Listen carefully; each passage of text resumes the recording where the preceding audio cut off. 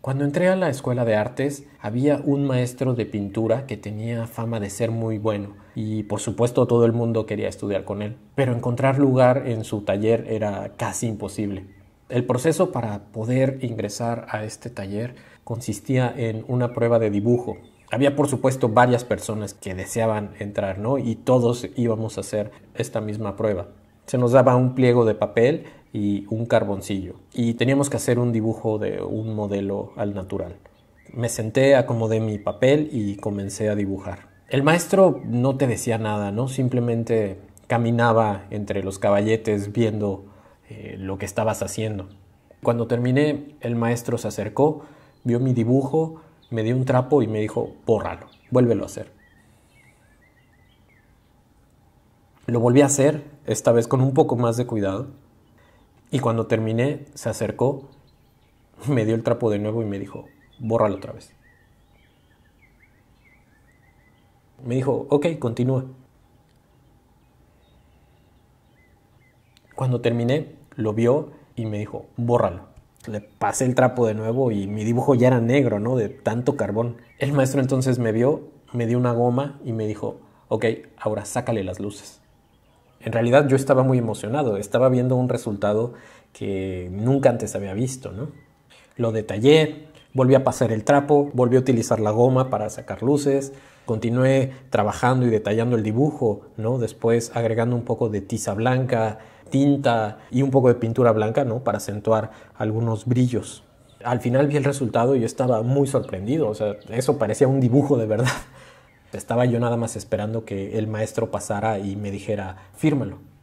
El maestro se acercó, vio mi dibujo y me dijo, rómpelo. Yo me quedé impactado, o sea, volteé a ver a los otros compañeros que estaban también haciendo su dibujo y muchos de ellos también estaban como yo muy contentos con su resultado.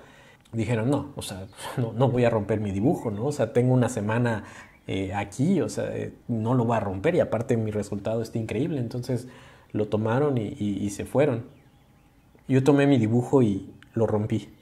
El maestro entonces se acercó y me dijo, ok, el lunes trae tus pinceles, te voy a enseñar a pintar.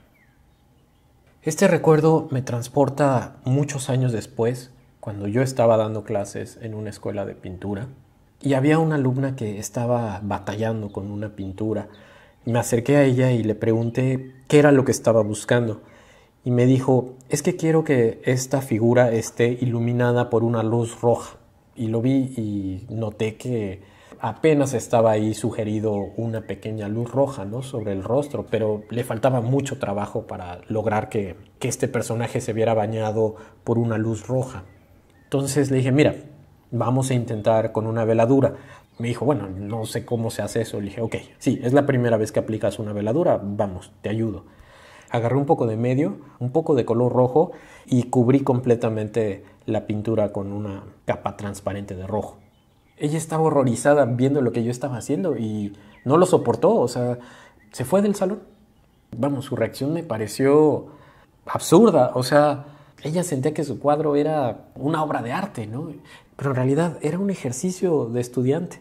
Y ahí terminó su formación, o sea, nunca aprendió a dar una veladura por darle como demasiada importancia a lo que estaba haciendo, ¿no? Y estas experiencias me llevan a un tercer recuerdo de un ejercicio que hacíamos en el taller de dibujo, que era dibujar sobre un papel con un pincel con agua. Por supuesto, los dibujos que íbamos haciendo inmediatamente se evaporaban y se borraban. Y era una sensación extraña porque había veces que salían unos dibujos increíbles, ¿no? Pero se iban. Y lo que más recuerdo de ese ejercicio era la sensación, o sea, de estar despreocupado por el resultado. Simplemente uno gozaba dibujar.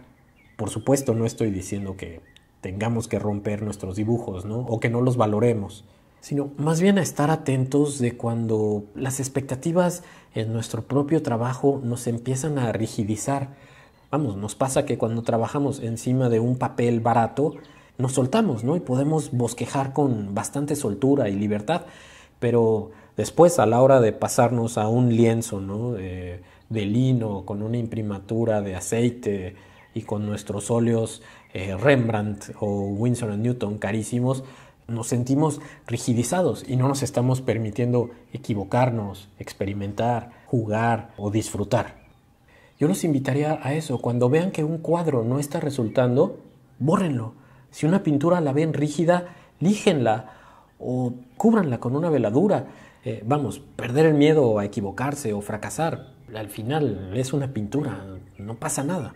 En el arte no importa si uno fracasa o se equivoca.